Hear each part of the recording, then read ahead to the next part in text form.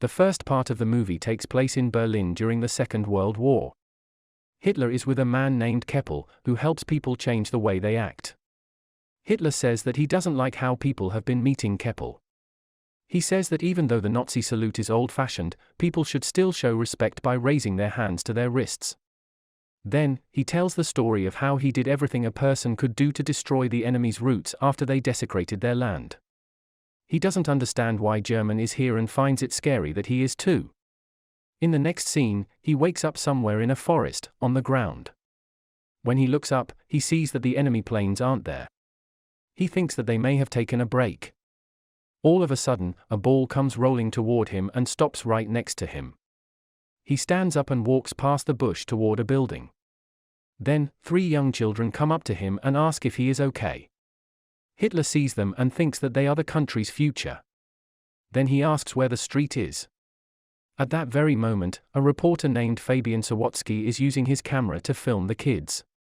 On the far side of the picture, Hitler can be seen. He picks up his army cap and thinks to himself that he should go to the Führer bunker. Hitler walks out into the street and is shocked to see people riding bikes with only one wheel. He finds that people are taking pictures of him and says that even though the rubble is gone, people have gone crazy. Then he feels a new car in his hand and wonders if he went into a coma and missed the win. He realizes that he doesn't know everything about his position and makes a note to find out more. Then he asks a man where Chancellery is, but the person asks him for a picture instead. As people take turns taking pictures of him, the flashes of the cameras bother him. Because of all the strange things going on around him, he thinks that something went wrong in the place. Hitler is walking away when he sees a woman talking on her phone in German. He gets closer and asks her what day it is, but the woman is scared and hits his eyes with water. Hitler cries out in pain as his eyes turn red and he has trouble seeing. He falls down and walks to a nearby newspaper shop. He is shocked to see that the date is October 3, 2014, and he drops to the ground right away. Karner, the boss of a TV station, says that Mr. Christoph Sensenbrink has done a great job as the head of the office. He suggests a better answer, but instead, he names Miss Cottia Bellini, another worker, as the managing director. Christoph is shocked and unhappy because of this. He goes to his office to get even with Fabian, a failing director. Even though Fabian tried very hard to persuade his boss, he still got fired and was thrown out by the guards. Hitler wakes up later at the news shop and asks the owner what day it is. He says it is, in fact, 2014. Hitler is confused and wonders if the store has taken him hostage. He also wonders if this is all a trick by the enemy's secret service. He tells the shopkeeper that he will kill him if he works for the enemy. Instead, the shopkeeper gives him a bar of chocolate. Hitler finally gets it open and takes a sniff. He says that it is grain that was pressed in a factory and asks the seller if there is still a lack of bread. The shopkeeper thinks that Hitler is an actress and asks him if they are making a documentary somewhere nearby. The owner then tells Hitler that he looks just like the Führer. Hitler tells him that he is the Führer. After that, Hitler sees the Turkish newspaper and asks the owner if he has Stummer or Panzerbar. The shop owner says that more of his customers are from Turkey. Hitler is shocked to learn that there are Turkish people in Berlin. He then starts reading the newspaper to find out more. As he reads it, he thinks that he didn't win the war in the past and that Germany was given to awkward women with about as much charm as a wet noodle. He also says that Poland is a waste of space and that the war was a total waste. Fabian, meanwhile, watches the film of him reporting on soccer and cries because he was fired. His mother calms him down and tells him to stop watching the movie when she sees Hitler behind him. Fabian finds it funny that there is someone who looks so much like Hitler. Back in the store, the owner tells Hitler to put down the newspaper and stand outside. Hitler grudges at being asked to work. The shopkeeper tells Hitler to wash his clothes because they smell bad. He then goes to the laundry and asks them to clean his outfit. Hitler asks if they have another outfit because he can't leave the room without one. Next, we see Hitler wearing jeans and a sweater as he walks to the news vendor. Fabian, on the other hand, has found him and is waiting in the shop for him. When he sees Hitler for the first time, he is shocked by how he looks. Fabian asks Hitler if he can film him marching through modern Germany. Hitler thinks it's a good idea. Fabian borrows money and a car from his mother and sets off with Hitler. The two people end up in a hotel, where Hitler finds it funny to watch TV. Then, in Fabian's lecture, he begins to talk about politics. He goes to different places and asks people what they think about politics. After talking to the people, he finds that democracy had little effect on their lives while he was away. He looks at people's dissatisfaction and hidden anger, which reminds him of the 1930s when people had similar ideas but didn't have the term political disenchantment. People tell Hitler about the problems caused by refugees in the country. This made Hitler push his idea that mixing races doesn't work. Fabian later asks Hitler where he got his strange beard. Hitler says that he cut his beard so it would fit over a gas mask. Later, the two of them end up on a farm, where a dog bites Hitler. He's angry, so he shoots at the animal. Fabian tells him off and takes the gun from him. As the trip goes on, Fabian runs out of money and has to stop. But he comes up with a plan and gets the people walking by to let Hitler draw their sketches. Hitler draws funny, sarcastic pictures that people pay for.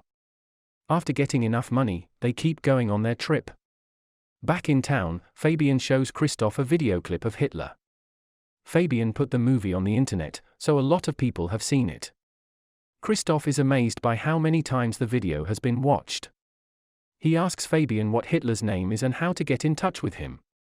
Christoph thinks Hitler is crazy after meeting him, so he asks Fabian to take him out of the office.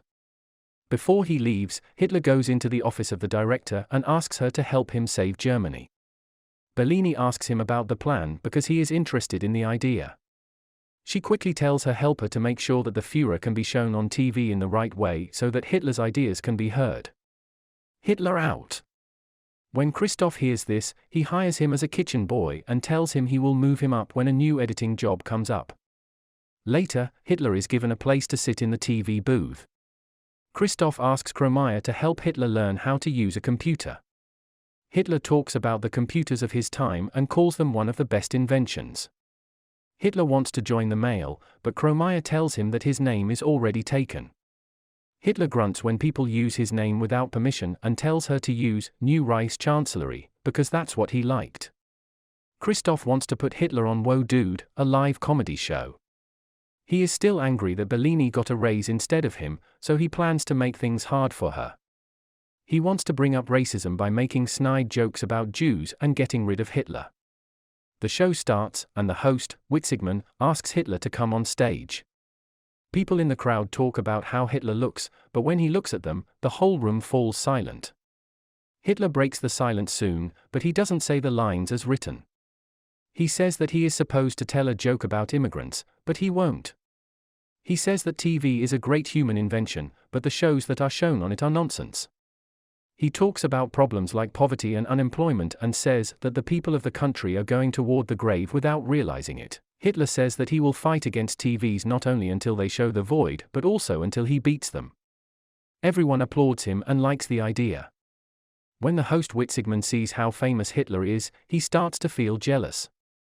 Bellini tells Christoph that every show should include Hitler. Christoph is upset because his plan didn't work out. In the next scene, we see Hitler on a number of TV shows, talking about how he wants to make Germany great again. His fame grows a lot, and he meets a lot of people and leaders of different parties. He starts to win them over by telling them about his ideas. Hitler and Fabian go to the NPD office in Berlin one day. He calls the federal chairman of NPD, Ulf Bern, and asks him what his cause has done so far. Hitler makes fun of him and says that they have spent enough time. Their words set back the cause by decades. When the police and district attorney show up at the TV studio, Christoph is happy and excited. They say that they are here because someone has charged them with breaking hate laws. Bellini asks them what they should do. Führer show. The DA says that the transmission can continue. Bellini lets out a sigh of relief, and Christoph puts on a fake smile. After the DA leaves, Kromeyer gives Christoph a letter that says the dog Hitler shot earlier in the trip has been paid for.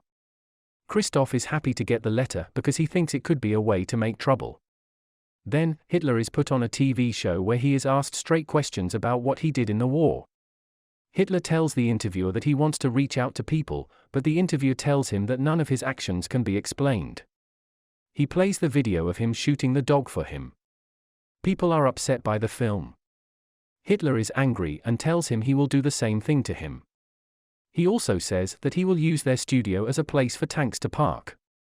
After the terrible interview, Bellini is fired, and Christoph is put in charge. After that, Hitler goes to live with Fabian at his house. He laughs at the way fate has turned out and starts writing his second book. The book will soon be on sale. 3 months later, everyone at the TV studio sits down for a meeting where they talk about how much money the company has lost. Christoph thinks that Witzigmann's show will help them get back on track, but one of his workers tells him that he has quit. Christoph gets upset and stressed because the chosen workers lost the show. Christoph is interested in the staff member's idea to bring Hitler back. He goes back to find Hitler and tells Fabian that he will put $1 million into the movie that Fabian and Hitler are making if Fabian and Hitler will let him show the movie on their TV. Hitler and Fabian go to Kromaier's house, where the grandma of Kromaier recognizes Hitler. She says that Hitler killed everyone by gassing them. She calls him a thief and yells at him to leave. Hitler tells Kromaier in the car that he is surprised that he is a Jew. He starts to say that Jews aren't as good as other people. Fabian is upset by what Hitler does and what he says. Back on the set, Fabian asks Hitler to tell him all over again how he got there. He asks Hitler what happened before the ball came rolling to him in the woods, but Hitler can't remember. When he leaves the set later that night, he is mobbed by bad guys. They tell him that he is the reason why Germany should be taken back, and they hit him hard in the face. When Hitler opens his eyes, he is in a hospital and Bellini is standing in front of him. At the same time, Fabian is watching the movie he made of the boys playing soccer. When he looks at it more closely, he sees that Hitler got up from where he was lying. Fabian is surprised by what came before. He goes there right away and sees a sign that says, "Historical location of Führer bunker." Fabian runs to the hospital quickly, but Hitler isn't there. Bellini says he is going to the set to work. Fabian says that he is really Adolf Hitler, but Bellini doesn't believe him. Fabian acts crazy and yells when he tries to explain his idea. He runs away when the guards try to catch him. When Fabian gets to the set, he points a gun at Hitler. Hitler says that he has never said he was anyone else when asked who he is. Fabian says that Hitler is fooling people with his advertising. In response, Hitler says that people chose a leader in 1933 who openly shared his ideas. Fabian uses his gun to take Hitler to the top of a building. He gets Hitler in a corner and calls him a monster. Hitler, in turn, says that regular people voted for an unusual man and gave him control of the country. He says that people picked him because they believe in the same things deep down. Hitler falls down the building and onto the street after an angry Fabian shoots him. Soon, Fabian hears Hitler's voice. He says that no German can get rid of him. And Hitler, who had just been thrown down, is right there behind it. Then, Bellini calls for a cut in the studio, and everyone cheers for the shoot. It turned out that it was just a movie shoot, and Fabian was played by a random character. Hitler then tells everyone to think about their friends who couldn't be there. Kromaier is crying somewhere else as he watches Fabian in the mental ward through a hole.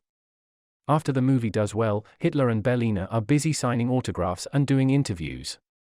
As they walk down the street, people seem to like Hitler and treat him with respect when they see him in a car. Share your thoughts in the comments, give us a like and subscribe to the channel. See you in the next videos.